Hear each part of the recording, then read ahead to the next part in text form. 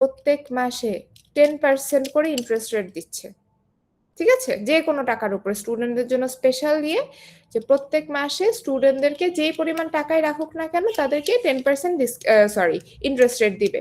তো আপনি কি মনে করলেন, আচ্ছা আমার কাছে তো এখন 100 টাকা আছে, আমি যদি ওইটা 1 মাসের জন্য ব্যাংকে রাখি তাহলে হ্যাঁ হইতে পারে আমি 20টা পেন কনজিউম করতে পারবো না, কিন্তু আমার 100 টাকাটা কত টাকা হয়ে যাবে উইথ 10% ইন্টারেস্ট?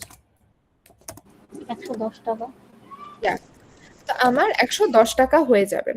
তো আচ্ছা আমি মার্চ মাসে এই যে 20 পেন এটাকে আমি কনজিউম করতে পারবো না, কিন্তু আমার এপ্রিল মাসে আমার কাছে কত টাকা চলে আসবে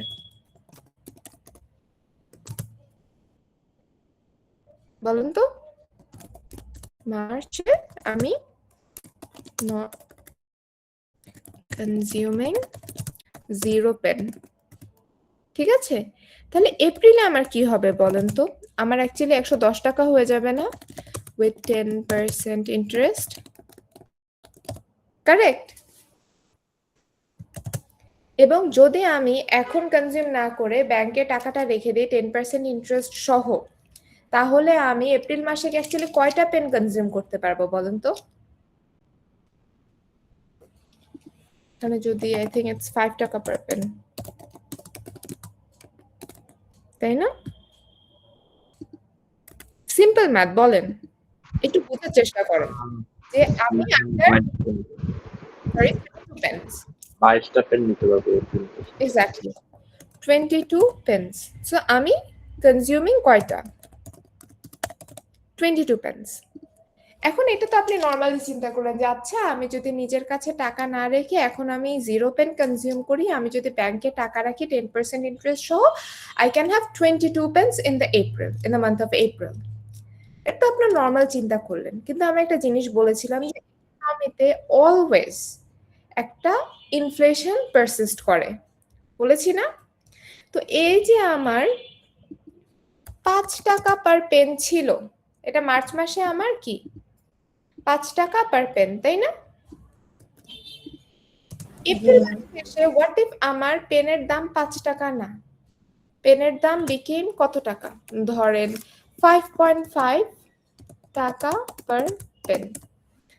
যদি আমার পেনের দাম 5.5 টাকা হয় তাহলে আমি কতটা কনজিউম করতে পারবো, কয়টা পেন? তাহলে 20টাই হবে। তাহলে 20টাই থেকে যাবে। তাহলে কি আমি ব্যাংকে যে টাকা রাখলাম সেটাতে আমার কি কোনো লাভ হয়েছে? না ম্যাম। তাহলে আমি কি ব্যাংকে টাকাটা 10% রেখে আমার কোনো লাভ আছে? তখন হয় রাখবো না অথবা বেশি ইন্টারেস্ট করবো। এক্স্যাক্টলি। তো এই যে আমি একটা ডিসিশন নিলাম, আমি কি দেখে নিলাম এটা কি কেউ বুঝেছেন? ওই যে মনে আছে আমরা রিয়েল জিডিপি নমিনাল জিডিপি পড়েছিলাম, রিয়েল জিডিপিটাতে আমরা দেখি আসলে ইনফ্লেশন ছাড়া আমাদের কি পরিমাণ জিডিপি গ্রোথ হলো। তো এইখানে আমরা যেটা দেখছি সেটা হলো গিয়ে অ্যাকচুয়ালি ইনফ্লেশন ছাড়া আমাদের রিয়েল ইনকাম কতটুকু গ্রোথ হলো, তাই না? বোঝা গেছে? তো এই যে ইন্টারেস্ট রেট আমরা দেখি এখানে দেখেন, ইন্টারেস্ট রেটও আমাদের টিপিক্যালি 2 প্রকারের হয়। একটা হলো কি নমিনাল ইন্টারেস্ট রেট, যেটা জাস্ট ব্যাংক লিখে দেয় যে আমার ব্যাংকে টাকা রাখলে আপনি এত টাকা পাবেন রিটার্নে, অথবা আমার ব্যাংকে টাকা রাখলে আপনাকে রিটার্নে এত টাকা দিতে হবে, আমার ব্যাংক থেকে টাকা বড় করলে আপনাকে রিটার্নে এত % টাকা দিতে হবে। কিন্তু রিয়েল ইন্টারেস্ট রেটটা অ্যাকচুয়ালি ইনফ্লেশনকে দিয়ে অ্যাডজাস্ট করা হয়, যে আসলে কি যে purchasing power represents the growth rate of our purchasing power, এটাই হলো গিয়ে মেইন কথা, ঠিক আছে?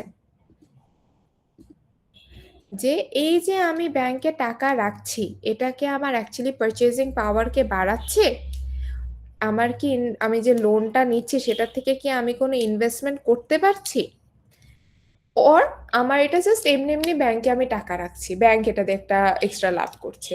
তো এই জিনিসটি আমরা রিয়েল ইন্টারেস্ট রেট দিয়ে দেখি, যেটা আমি আপনাদেরকে একটা সিম্পল ম্যাথ দিয়ে দেখালাম, যে আমি যদি নিজে কনজিউম না করে ব্যাংকে রাখি এবং মনে করি ও আচ্ছা আমার তো 100 টাকা থাকবে না, 100 টাকা 110 টাকা হয়ে যাবে, আমার তো অনেক লাভ হয়ে গেল, ওইটা আপাত দৃষ্টিতে নমিনাল ইন্টারেস্ট রেট দেখে আমাদের মনে হবে।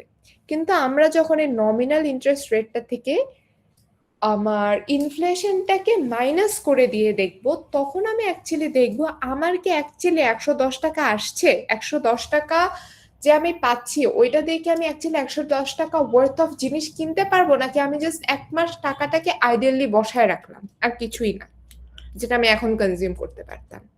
সেটা আমার রিয়েল ইন্টারেস্ট রেট দিয়ে দেখি। বোঝা গেছে এভরিওয়ান?